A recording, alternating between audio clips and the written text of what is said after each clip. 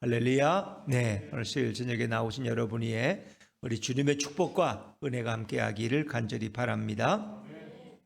자, 오늘은 보고 들은 것을 말하지 않을 수 없다 하는 제목으로 함께 은혜 나누기를 원합니다.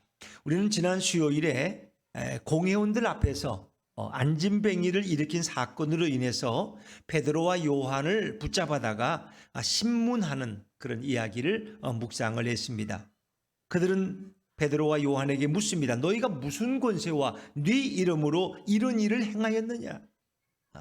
누구의 허락을 받고 함부로 병자를 고치고 이렇게 사람들을 불러 모으고 시장터를 소동시키느냐 하면서 누구의 권세, 누구의 이름으로 일을 하느냐 하고 이렇게 질문했을 때 베드로는 성령이 충만해서 너희가 십자가에 못 박았지만 죽은 자 가운데서 다시 하나님이 살리신 나사렛 예수 그리스도의 이름으로 이 사람이 건강하게 되어 너희 앞에 섰느니라. 할렐루야. 그랬어요. 우리의 이름이 아니라 너희가 십자가에 죽였지만 하나님이 그를 다시 일으키신 그 예수 그리스도의 이름으로 이 사람이 건강하게 되어서 너희 앞에 서 있느니라. 담대하게 답변했습니다. 이 베드로의 이 용기와 이 담대함은 도대체 어디서 오는 걸까요? 아마 그것은 성령의 충만함으로부터 왔을 것입니다. 왜냐하면 사도행전 2장에 이 마가의 다락방에서 성령 충만을 경험한 베드로는 과거의 베드로가 아니었습니다. 겁 많고 염려 많고 도망 잘 가는 그런 베드로가 아니었어요. 어린 계집종 앞에서 나는 예수를 모른다고 3번이나 부인했던 그 부끄러운 베드로의 모습이 아니었습니다. 성령의 강림 이후에 그는 전혀 다른 사람이 되었어요. 그는 조금도 기죽거나 위축되질 않았습니다. 성령 충만하면 이렇게 담대해질 수 있는 것을 믿으시길 바랍니다. 그래서 성령 충만과 술 취함을 늘 같은 선상에서 이렇게 비교하잖아요. 너희는 술 취하지 말라. 이는 방탕한 것이니 오직 뭐예요? 성령의 충만을 구하라. 다시 말하면 술 취함과 성령 충만을 이렇게 많이 비교하고 있다는 거예요. 왜? 비슷한 점이 있으니까. 술 취한 사람은 위아래가 없어. 아무한테나 반말이야. 그냥 겁나는 게 없어. 성령 충만한 사람은 뭐 겁나는 게 없어. 세상에 그냥. 그들이 돼지 다니면 겁이 나겠어요? 뭐 겁나겠어요? 그렇죠. 술 취한 사람은 내일 아침에 이 집에 쌀 한 바구니가 없어서 아침을 굶더라도 걱정 안 해. 그냥 노래 부르면서 신나는. 지금 좋으니까. 성령 충만한 사람은 내일이 어떻게 될지 걱정 안 해. 왜? 내일은 다 주님께 맡겼으니까. 그런 거예요. 오늘 성령 충만한 베드로는 조금도 그 71명의 그 어마어마한 사내들인 회원들 앞에서 조금도 기죽지 않았다는. 그렇습니다. 성령 충만하면 두려움이 사라집니다. 사람이 제일 되는 문제는 늘 이렇게 두려워하는 것, 사람을 두려워하는 것. 근데 인간에 대한 두려움이 다 사라져버렸다. 여러분, 이것이 바로 변화된 그리스도인의 모습이 아니겠습니까? 예수를 모시고 살면 그 성령이 내 안에 임재해 계시면 우리는 분명히 달라질 수 있습니다. 우리 예수분께 성도들은 사람을 두려워하지 않기를 주 이름으로 축원합니다. 네, 그렇습니다. 이제 붕어빵 전도할 때도 뭐 쭈삣쭈삣할 거 없어. 와서 아니 이 붕어빵을 왜 주는 거예요? 예수님의 사랑 전하려고 주는 거예요. 이렇게 대답을 해. 이렇게 아니 바쁜 시간에 와서 이런 돈 들여서 이런 일을 왜 해요? 내가 예수를 믿고 나니까 내 마음이 너무 그 사랑에 뜨거워서 내가 누군가에게 이 사랑을 전하지 않으면 안 될 것 같아서 내가 이렇게 붕어빵을 이렇게 여러분에게 나눠드립니다. 여러분은 붕어빵을 먹는 것이 아니라 예수님의 사랑을 먹고 있는 겁니다. 할렐루야. 좀 이렇게 좀 대담하게 좀 이렇게 내일부터는 그 뭐 장로님이 하신 것도 훌륭해. 뭐 이 빵을 누가 줬지 알아맞추라고 1번 화성시장, 2번 뭐 도지사, 뭐 성남시장 요즘 유명한 3번 화성경찰서장, 4번 뭐 예수품교회 이렇게 안 물어도 돼. 이렇게 안 물어. 예수님이 주시는 거예요. 예수님. 그래서 내가 받은 예수님의 사랑이 너무 크고 놀라워서 나는 일하는 게 너무 기쁩니다. 너무 기쁘다. 이렇게 우리가 담대하게 사람들을 두려워하지 않고, 그렇죠? 우리가 남한테 뭐 돈 끌어가고 뭐 이렇게 아쉬운 소리가 하면 사람이 좀 기가 죽어. 그러나 우리는 당당해야 돼. 왜? 우리가 돈 받고 주는 것도 아니고 그냥 주는데 뭐 주기 싫으면 주지 마. 그냥 가라 그래. 당신은 보니까 받을 자격이 없는 것 같다고. 이렇게 해도 되잖아요. 그렇죠? 예. 그러니까 참 이 특권이라는 게 오늘도 관리실에 그 기술자 아저씨들이 한 몇 분이 있는데 그분들이 아주 잘해요. 뭐 이렇게 여기 옥상 키, 저 옥상에 있는 물탱크 키, 또 우리 1층에 있는 그 우리 붕어빵 그 뭐 밀가루 싸놓는 그 창고 키, 그걸 다 바꿔줬어. 키가 없어. 못 열어. 잠그지도 못하고. 그랬더니 그분들이 어디서 열쇠를 구해와가지고 키를 다 바꿔줬어. 그리고 거기서 바꾼 키도 또 날 주고 갔어. 그 누가 이거 왜 바꿨냐 그러면 여기 있다고 내놓으라고 그러면서. 그래서 가만히 생각해 보니까 그분들이 붕어빵을 먹고 감동이 된 것 같아. 그러면서 오늘 그분 키 크신 분이 있는데 그러시더라고. 목사님, 그 붕어빵이 너무 맛있어요. 제가 어릴 때 먹던 붕어빵하고 똑같다는 거예요. 여기서 사 먹으면 쪼만큼 되는데, 그건 붕어빵. 그래서 내가 다음에 기회 되면 내가 한 번 더 갖다 드릴게요. 그냥 그렇게. 근데 언제 갖다 드릴지 그것도 뭐 기회가 와야 되는 거죠. 일단 하여튼 뭐 이렇게 준다는 건 좋은 거 아닙니까? 받아 먹는 것보다는 주는 게 얼마나 좋아요. 그렇지요. 그래서 우리는 예수님의 사랑을 전하는 거예요. 그냥 주면 사람들이 안 받아. 그러니까 붕어빵을 통해서 예수님의 사랑을 나눠주는 거야. 내가 받은 그 은혜가 너무나 커서 우리 예수품교회가 개척된 지 3년 됐는데 이렇게 주님의 은혜가 너무 커서 우리가 그냥 견딜 수가 없어서 여러분에게 이렇게 사랑을 같이 나누기를 원합니다. 오늘 따뜻한 붕어빵 먹고 예수님의 사랑으로 힘내시기 바랍니다. 이렇게 하면 등을 탁탁 쳐줘도 되고, 또 힘이 없으면 내가 한번 기도 한번 해드릴까요? 이렇게 해서 또 기도도 해드리죠. 그렇죠? 네, 참. 그래서 내일도 아마 여기 계신 분들은 나올 것 같아 보니까. 네, 고맙습니다. 자, 이렇게 성령 충만하면은 두려운 게 없다. 또 이들은 진리에 대한 확신이 막 철철 넘쳤던 거예요. 여러분, 우리가 뭔가 분명하게 붙들 진리가 있다면 그 진리를 위해서 생명을 바칠 수 있는 것입니다. 그래서 우리 뿌사리 곱창집 뿌사리 1층에 그 문 닫았지만 그 현관문 옆에 진리를 알지니 진리가 너희를 자유케 하리라. 그러니까 진리가 누구인지, 진리가 무엇인지 바로 깨달으면 진리를 위해 내 생명을 바쳐도 아깝지 않은 거예요. 그런 거예요. 나라의 독립을 위해 싸우는 분들은 내 생명이 아깝지 않아. 내가 한 생명 바쳐서 우리나라가 독립만 될 수 있다면 뭐 10가지 생명도 내가 바치겠다는 거예요. 우리는 주님을 위해서, 진리를 우리가 깨닫고 진리를 위해서, 진리 대신 예수님을 위해서 내 생명을 바칠 수 있는 게 얼마나 행복한 거냐 말이에요. 아마 이 사도들은 진리에 대한 확신이 있었어요. 여러분의 생명과 맞바꿀 수 있는 그 진리에 대한 확신이 있기 때문에 조금도 두렵지 않았다는 거예요. 자, 베드로는 12절에 뭐라고 선포하고 있나요? 자, 12절 말씀 지난 수요일 말씀이지만 한번 다시 읽어볼게요. 12절 시작. 다른 이로서는 구원을 받을 수 없나니 천하 사람 중에 구원을 받을 만한 다른 이름을 우리에게 주신 일이 없음이라 하였더라. 아멘. 다른 이로서는, 다른 이름으로는 구원을 받을 수가 없어. 천하 인간 중에 오직 구원받을 만한 이름은 예수 그리스도 이름에는 없는 줄로 믿습니다. 그 예수님의 이름이 바로 진리야. 그 진리를 깨닫고 나니까 너무 확신이 넘쳐서 맞아. 예수님 외에는 구원이 없어.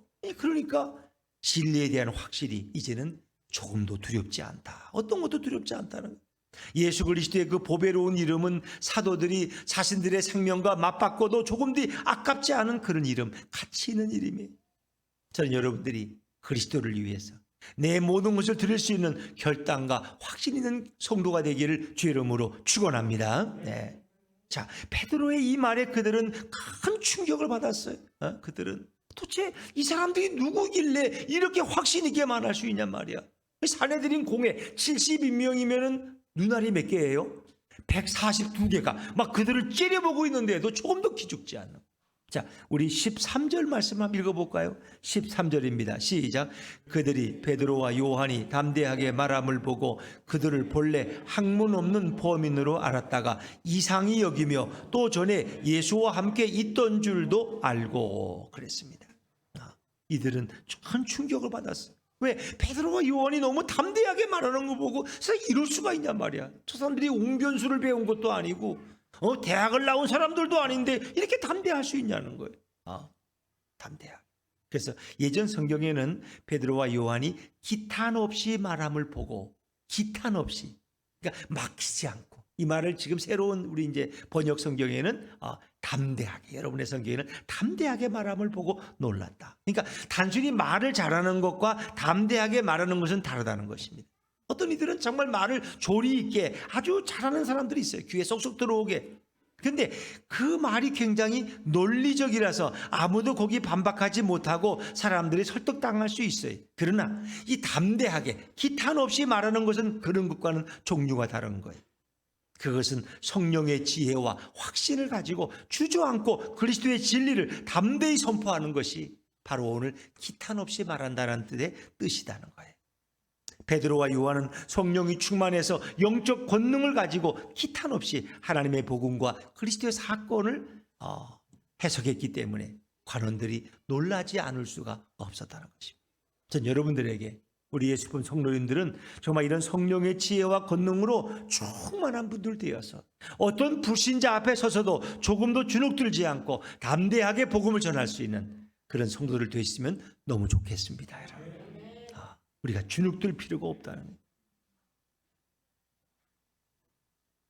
담대하게 말함을 보고 놀랐어요. 또 베드로와 요한을 학문 없는 범인으로 그들은 알았어요. 이 범인이라는 것은 죄를 진 범인이 아니고 평범한 사람으로 알았다는 거예요. 그러니까 우리는 되게 어떤 선입관을 가지고 있어요. 공부를 많이 하지 못한 사람이라면 저 사람은 분명히 조금 말하는 게 어눌하고 자기 표현도 잘 못하고 횡설수를 할 것이라는 이런 선입관이 있어요. 그리고 많이 배운 사람이나 뭐 이런 사람들은 뭐 아주 말을 조리 있게 잘하리라고 생각했는데 꼭 그렇지는 않다는 것입니다. 그렇지는 않다. 뭐 좋은 대학 나온다고 뭐 말을 잘해요? 그렇지는 않아요. 저는 양평에서 제가 목회할 때 어떤 권사님을 이렇게 만났는데 아주 기도 많이 하시는 권사님인데 그 권사님의 간증을 듣게 됐어요. 자기는 이제 워낙 가난한 집에 태어나가지고 시골에서 초등학교 근처에도 가보지를 못했어요. 그리고 시집을 부모가 보내서 왔는데 그 시집은 그 친정도 아니야. 시집도 너무 가난한 집이야. 그 남편은 또 몸이 약해가지고 딸 하나 낳고는 남편은 세상을 떠나셨어. 그리고 시집 식구들을 이제 먹여 세관하는데 되게 그 집이 좀 온전치가 않아. 그러니까 장애인이 많아 집에.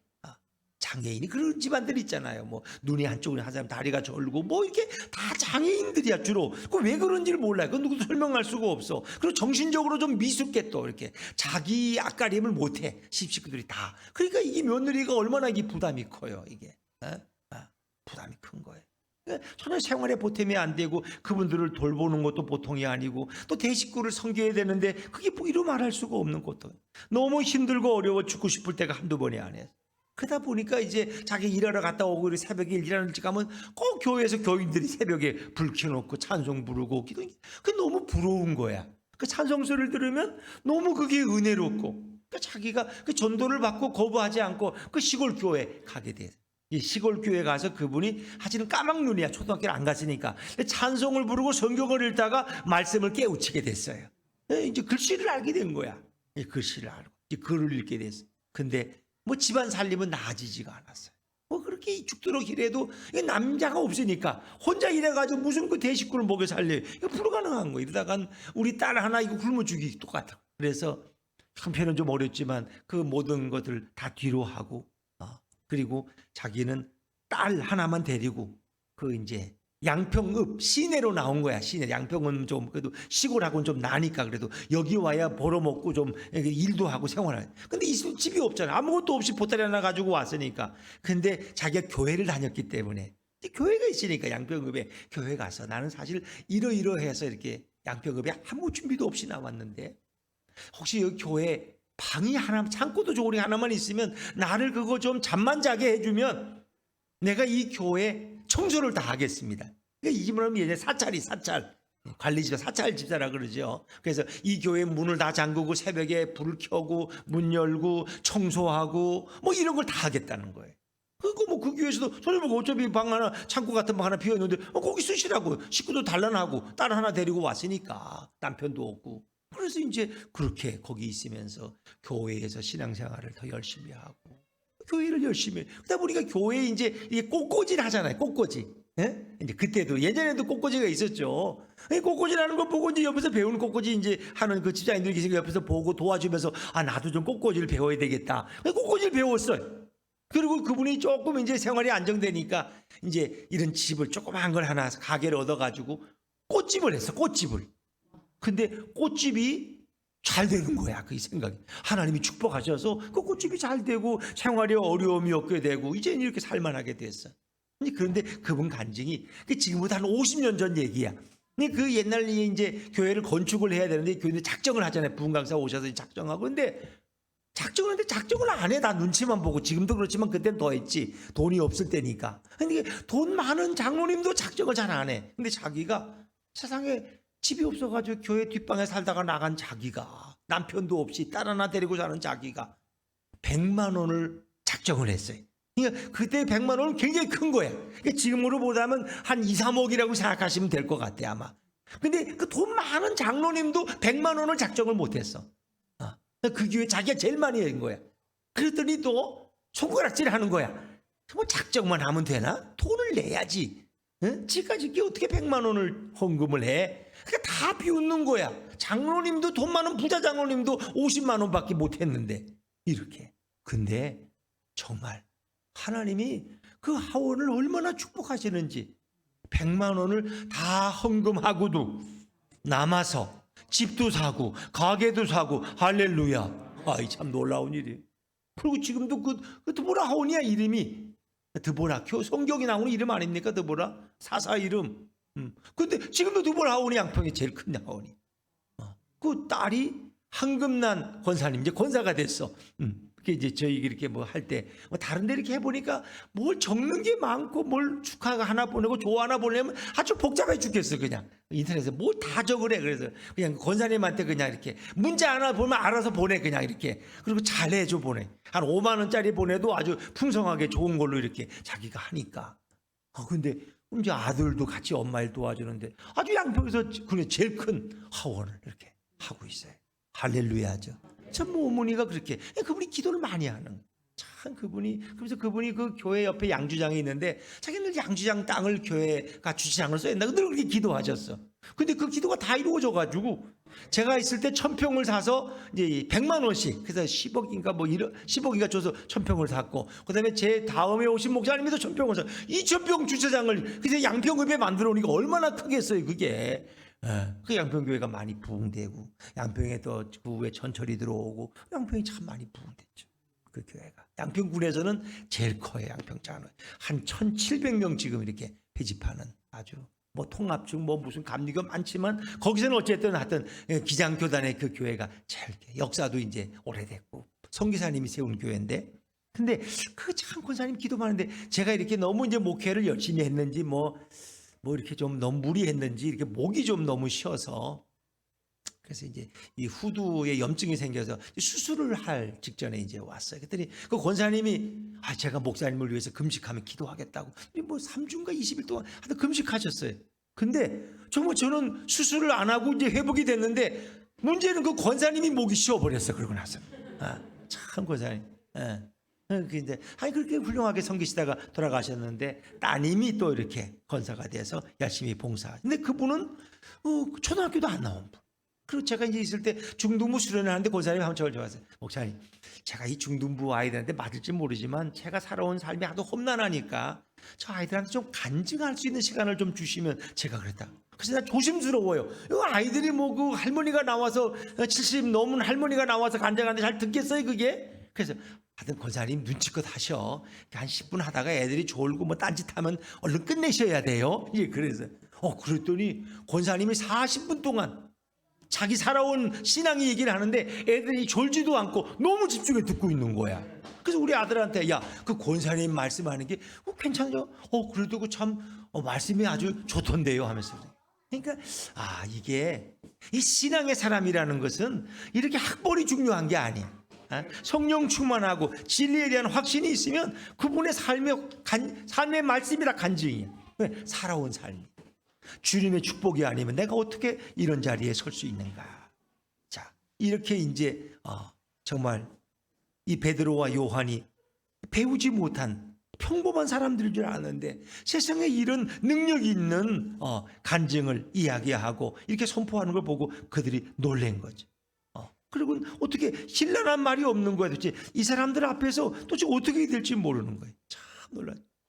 그래서 관원들은 이제 이 병 나은 사람이 그들과 함께 또 서 있는데 그걸 뭐 어떻게 더 이상 신랄할 말이 없는 거예요. 왜? 예수의 이름으로 이 사람이 일어나서, 우리가 이 사람을 일으킨 것이 아니라는 거예요. 우리의 이름이 아니라 예수님의 이름으로 이 사람이 일어났다는 거예요. 그걸 보고 놀랐어요. 여러분, 베드로와 요한이 예수의 이름으로 선포했고 그 예수의 이름으로 일어난 사람이 지금 옆에 서 있는데 뭘 더 증거가 필요하겠어요?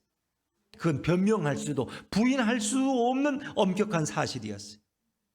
정말 우리의 인생에도 이렇게 뭔가 확실한 증거와 간증이 있다면 얼마나 좋을까요? 당신 정말 하나님이 살아계신 거 믿어요? 그럼 믿죠. 그걸 어떻게 못 믿어요? 네. 동쪽에서 해가 떠서 서쪽으로 지는데 그런데 어떻게 하나님이 계신 걸 안 믿을 수가 있어요?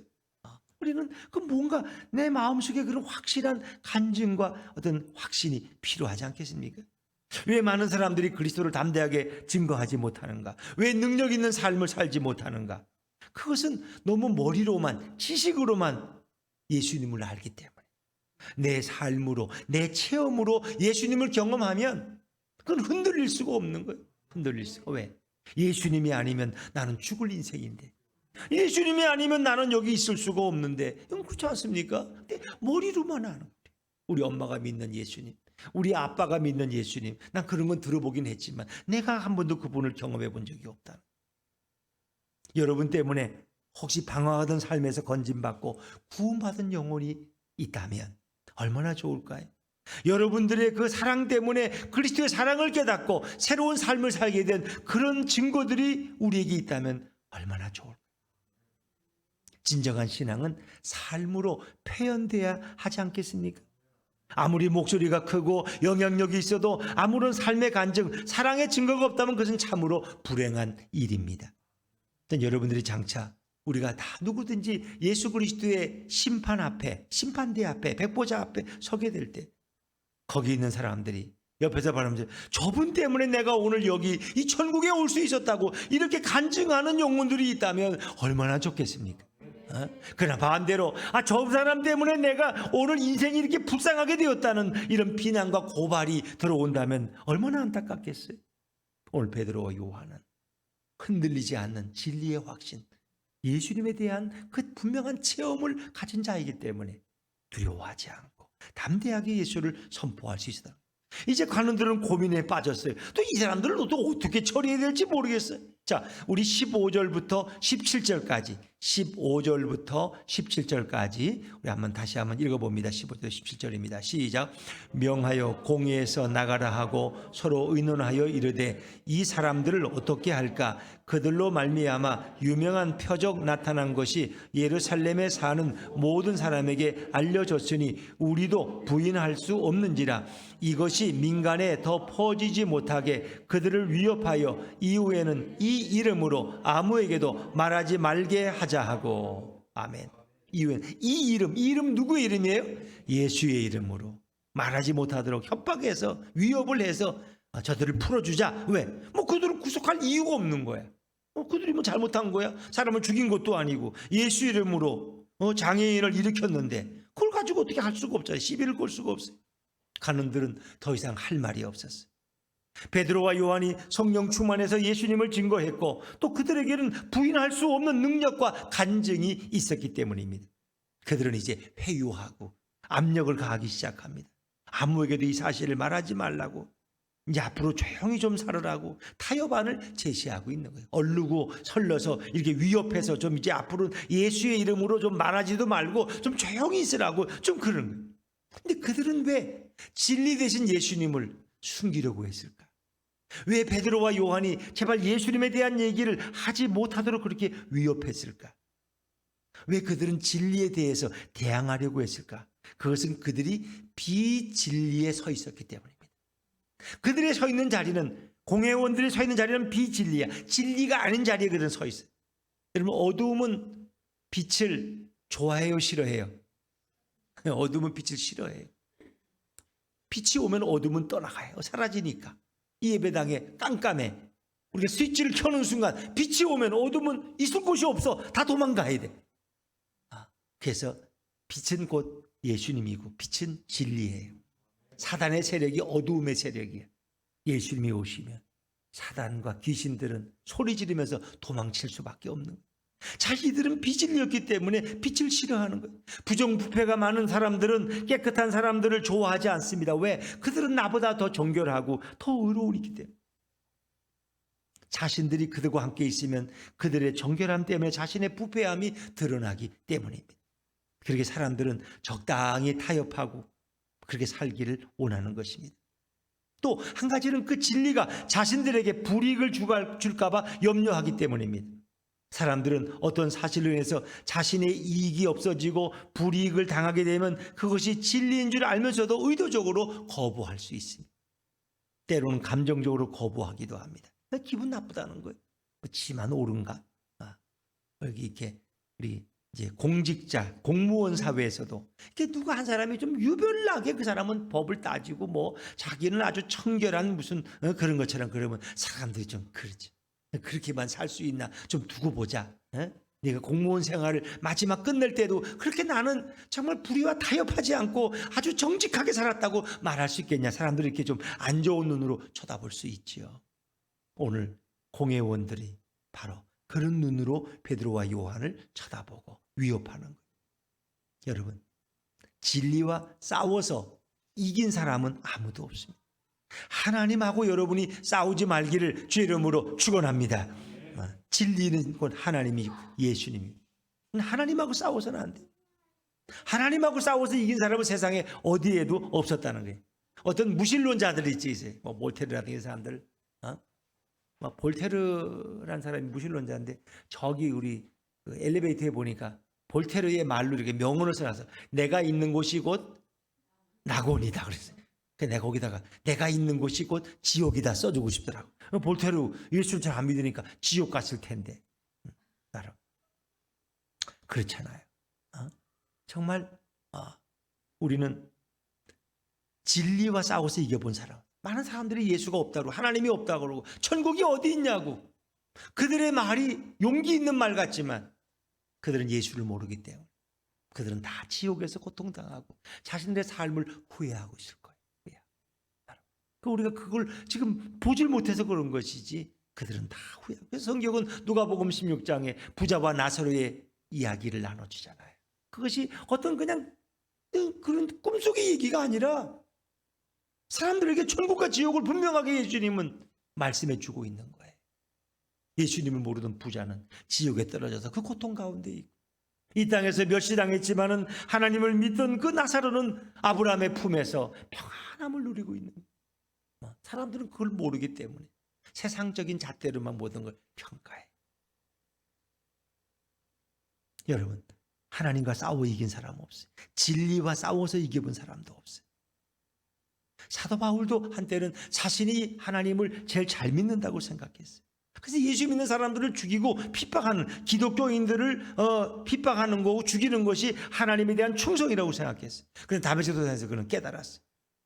예수님의 음성을 들었어요. 사울아 사울아 네가 왜 나를 핍박하느냐. 누구십니까? 나는 내가 핍박하는 예수다. 그때 사도 바울이 꼬꾸라지고 그가 새로운 사람으로 바꿔져서 자기가 핍박하던 예수님을 위해서 자신의 생명을 기꺼이 기쁘게 드리는 그런 인생이 되지 않았습니까? 그 예수님이 바로 하나님이셨기 때문입니다. 결국 사울은 하나님 앞에서 무릎 꿇고 자신을 온전히 예수님 앞에 헌신하고 드렸다는 것입니다. 베드로와 요한은 관원들의 회유와 유혹하에서 어떻게 대응했습니까? 자, 우리 18절부터 20절까지 말씀 또 한번 읽어볼까요? 18절부터 20절입니다. 시작.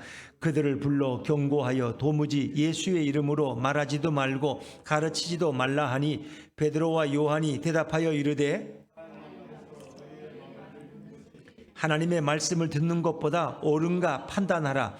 우리는 보고 들은 것을 말하지 아니할 수 없다 하니 아멘 그랬어요. 너희 말 듣는 것이 하나님 말씀 듣는 것보다 옳은가 판단하라. 그러니까 사도들은 사람의 말보다 하나님의 말씀에 더 큰 권위와 비중을 뒀다는 거예요. 마치 그 브라와 또 누구죠? 십보란가? 그 히브리 아이들을 봤던 히브리 두 산파는 바로의 명령보다는 하나님의 명령을 더 두려워했기 때문에 그 히브리 아이들을 살려둘 수밖에 없었다는 거예요. 우리는 이런 우선순위를 바로 두어야 돼. 참된 신앙이란 뭐냐? 하나님 우선주의야. 하나님 제일주의. 하나님이 최고. 예수님이 내게 우선 되신 분이에요. 그래서 너희는 먼저 하나님의 나라, 그의 나라와 그의 의를 구하라. 이것은 하나님의 나라와 하나님의 의를 구하라. 그리하면 이 모든 것을 너에게 더하시리라 라고 주님은 말씀하시는 거예요. 먼저 하나님의 뜻을 따르고 먼저 하나님의 말씀에 순종하는 삶이 중요한 거예요. 내 인생은 하나님의 영광을 위해서 사는 인생이 되어야 할 줄로 믿습니다. 저는 목회하면서 가끔 다 그런 건 아니지만 어떤 이 공통적으로 이렇게 보는 경우가 있어요. 이 선배 목사님들 중에 이렇게 사택도 헐고 너무 낡았어. 교회도 너무 낡았어. 사택도 뭐 오래돼서 비도 새고 또 교회도 이렇게 비도 새고 다 건축을 해야 돼. 근데 동시에 하면 좋지만 또 그럴 능력이 안 돼. 그러면 교회를 먼저 해야 되나 사택을 먼저 해야 되나 이런 고민에 빠지는 거지. 이제 그런데 뭐 하여튼 어떻게 의논을 하다 보니까 이제 사택을 먼저 이제 건축을 하고 사택을 건축하고 나니까 조금 빚이 남으니까 또 빚 갚고 나서 좀 안정되면 교회를 건축하려고 그러다 보니 건축이 좀 미뤄지고 그래서 사택은 잘 준비했는데 교회가 또 엉망이야. 근데 이상하게 그게 꼭 그렇다고 말할 수는 없지만 되게 이렇게 사택을 먼저 건축해서 목사님은 좋은 환경에 계시는데 교회는 좀 아주 볼품없고 이렇게 비도 새고 이러는데 그렇게 이렇게 뭐 잘 되는 분들을 잘 못 봤다는 내 얘기는 제 얘기는 그 잘 된 분들을 못 봤어. 사택을 먼저 짓고 이렇게 해서 자기는 편한지 모르지만은 예배당은 이렇게 근데 별로 복을 그렇게 뭐 그렇다 그분들이 망하는 건 아니지만 그렇게 뭐 하나님이 큰 축복을 주는 것 같지는 않다는 난 그런 생각이 들었어요. 그런 생각이. 그래서 이게 어찌 뭐 우선순위구나. 어떤 장로님은 교회는 예배당은 낡은데 장로님이신데 자기 집은 이렇게 새로 이제 좀 잘 지려고 현대식으로. 근데 예배당도 건축을 했는데 그것도 부담이 돼. 그래서 이제 그러나 예배당은 자기 혼자 질 수 있는 게 아니니까 이제 그러고는 그냥 자기 집을 이렇게 잘 짓고 예배당은 뭐 서로 합의가 안 되니까 좀 이렇게 낡은 채로 이렇게 그냥 둬서 비도 새고 이렇게 좀. 근데 그 장로님도 별로 잘 안 되는 것 같더라고 내가 볼 때는. 그러니까 그게 참 우리 생각이 그래요. 하나님께 영광 돌리는 게 우선이냐, 내가 먼저 편하는 게 우선이냐. 그러니까 우리가 좀 때로는 이게 좀 기도해야 될 필요가 있는 것 같아. 주님이 어떤 걸 기뻐하실까? 그런 문제라면 주님 앞에 나와서 진정 기도를 해보고 하나님이 너 사택을 먼저 져라. 사택이 그래야지 아이들 고생. 뭐 그런 또 음성을 듣고 하면 괜찮은데 대부분 우리 인간적인 생각에 빠져서 예배당이야 일주일에 한 번씩 모이는 거고 사택이야 맨날 잠자고 하는 건데 사택이 우선이지 이렇게 했을 때 정말 주님이 기뻐하실까? 근데 뭐 다 그런 건 아니지만 제가 이렇게 한 30, 한 5, 6년 목회하면서 주위에 이렇게 보면은 되게 이렇게 순서를 좀 바꾼 분들이 좀 어려움을 많이 당하시더라고. 목회도 별로 재미없고 이렇게. 그래서 전 그거 보면서 뭐 꼭 그것이 정확하게 맞다고 말할 수는 없지만 우리 인생에도 이런 우선순위가 있는 거구나 하는 걸 생각하게 돼. 우리 누구에게 먼저 영광을 돌릴 것이냐, 하나님 중심주의로 살 것이냐, 인간 중심주의로 살 것이냐 이거예요. 사람을 기쁘게 하겠느냐 아니면 하나님을 기쁘게 하겠느냐. 그래서 목회도 사람을 기쁘게 하는 목회가 되면 사람들에게 인기는 있는지 모르지만 하나님은 점점 멀어지는 거예요. 교인들은 그냥 우리 목사님 최고라고 하지만 성자처럼 받들지만은 하나님은 나는 너를 모른다. 내가 받을 영광을 너가 다 가로챘구나. 그러면 과연 그 목사님의 삶이 행복할 수 있을까? 이제 그런 생각들. 그렇죠? 우리가 누구에게 먼저 영광을 올려야 되느냐? 그래서 오늘 이 베드로와 요한은 분명하잖아요. 너희 하나님 앞에서 너희 말 듣는 것이 하나님 말씀 듣는 것보다 옳은가 판단하라. 누구 말을 들으느냐? 그들은 하나님 말씀을 우선적으로 듣겠다. 너희 사내들인 너희 공회원들의 말보다는 하나님의 말씀이 내게는 우선이라는 거예요. 우리는 보고 들은 것을 말하지 않을 수가 없다. 내가 눈으로 보고 내가 느낀 걸 어떻게 내가 예수를 증거하지 않을 수 있냐? 이게 말이 안 된다는 거예요. 말이 안. 그들은 절대로 타협하지 않습니다. 여러분, 우리의 선택은 하나님을 기쁘게 하랴, 사람을 기쁘게 하랴. 하나님 말씀에 순종하랴, 사람의 말에 순종하랴. 이것이 늘 우리에게는 기도의 제목이 되는 것입니다. 목회하면서도 가능하면 뭐 저도 마찬가지죠. 똑같은 인간이니까. 그러나 하나님의 영광이 우선이지 않나 늘 그런 생각하지만 저도 뭐 그러지 못할 때가 있죠. 누구나 마찬가지죠. 그러나 우리는 원칙적으로 정말 하나님께 중심주의, 하나님 제일주의, 하나님께 영광 돌리는 삶이 늘 우리에게 우선이 돼야 한다는 것이죠. 사랑하는 여러분, 목사가 사람을 기쁘게 하고 사람의 비위를 맞추느라 사람 중심의 목회를 하지 않도록 여러분들은 저를 위해서도 기도해 주시기 바랍니다.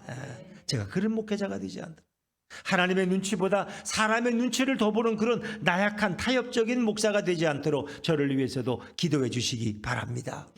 우리 예수품교회 성도님들은 정말 하나님의 말씀에 우선순위를 두고 하나님 제일주의의 삶을 살아가시기를 주의 이름으로 축원합니다. 자, 그들은 분명히 선포합니다.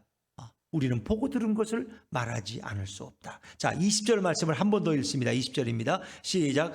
우리는 보고 들은 것을 말하지 아니할 수 없다 하니. 아멘. 분명한 신앙 고백이, 자기 확신 분명해요. 진리를 그들은 거스리거나 진리 앞에 침묵하지 않고 거짓말할 수가 없는 거예요. 위대한 복음의 전타자가 되었어요. 사단은 오늘도 도무지 예수의 이름으로 말하지도 말라고. 그 요즘 누가 예수의 이름으로 얘기하냐?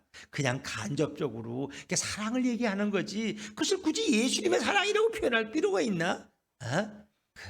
그러나 사단은 그렇게 말해. 두리뭉실하게.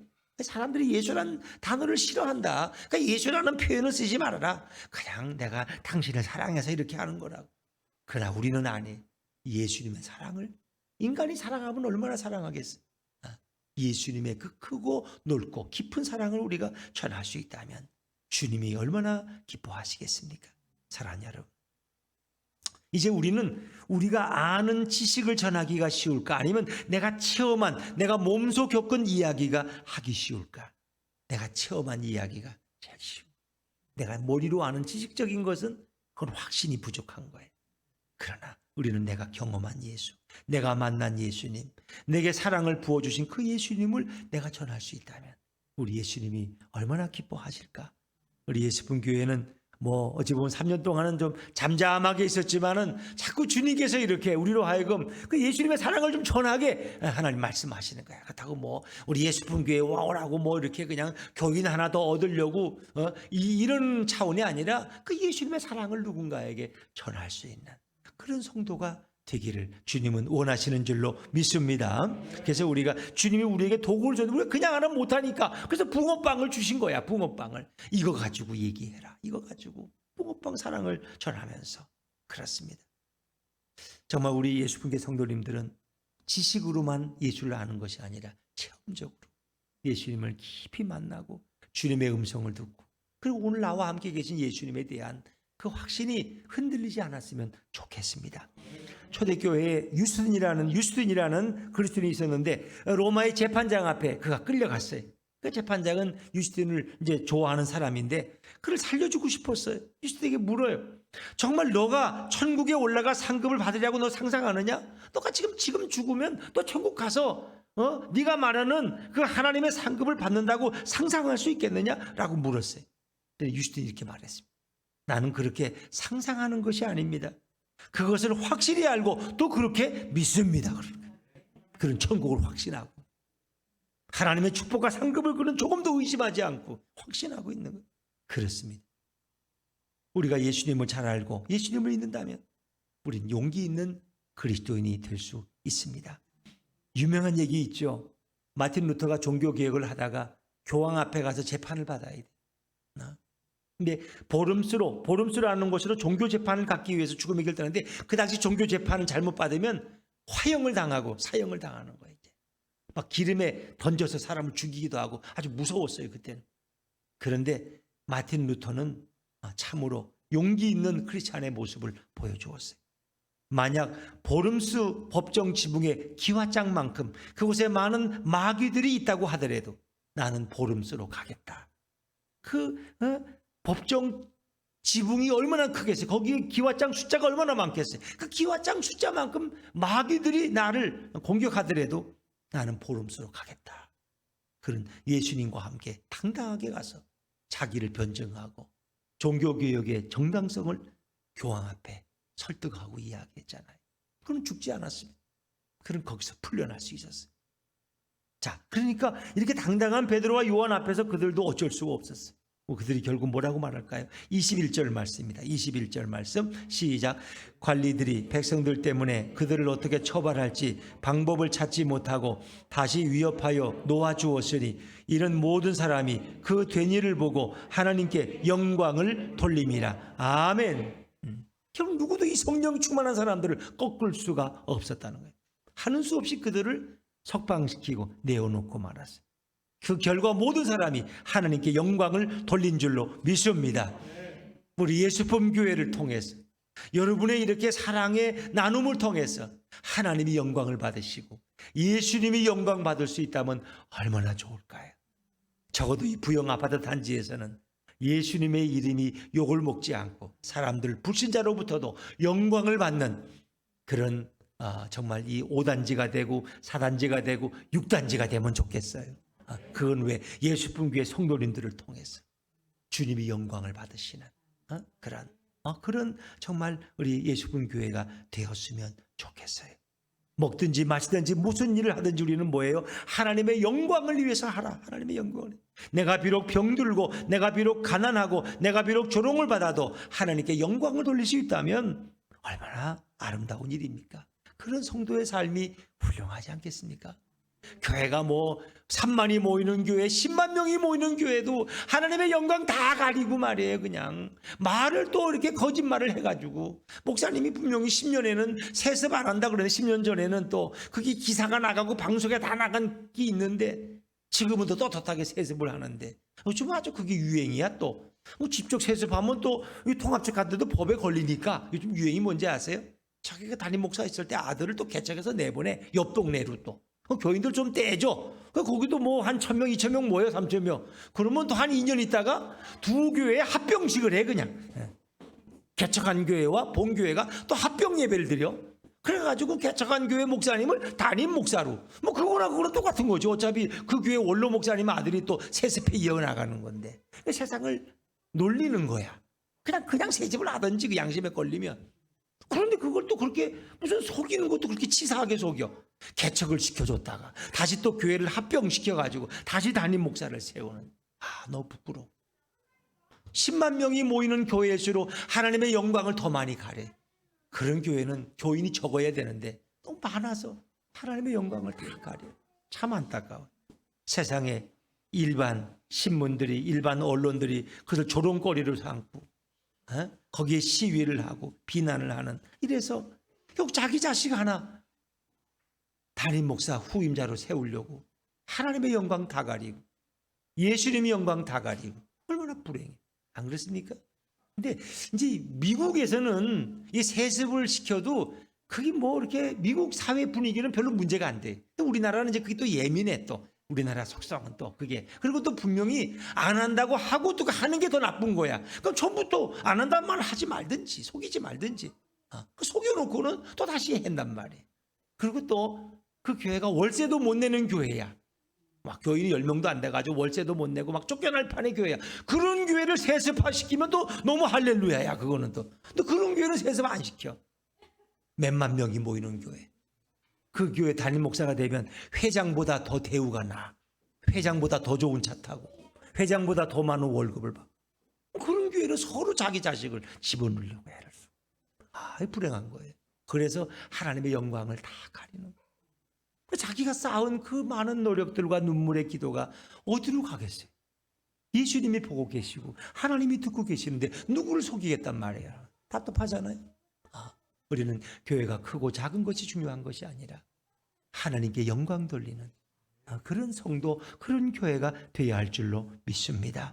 이 땅에서 우리는 부끄러워하지 말고 담대하게 예수님의 사랑을 전할 수 있는 성령 충만한 베드로와 요한처럼 진리에서 조금 더 흔들리지 않고 내가 보고 들은 것을 전하지 않을 수가 없다고 담대하게 외칠 수 있는 우리 예수분교회 성도님들 다 되시기를 주의 이름으로 축원합니다.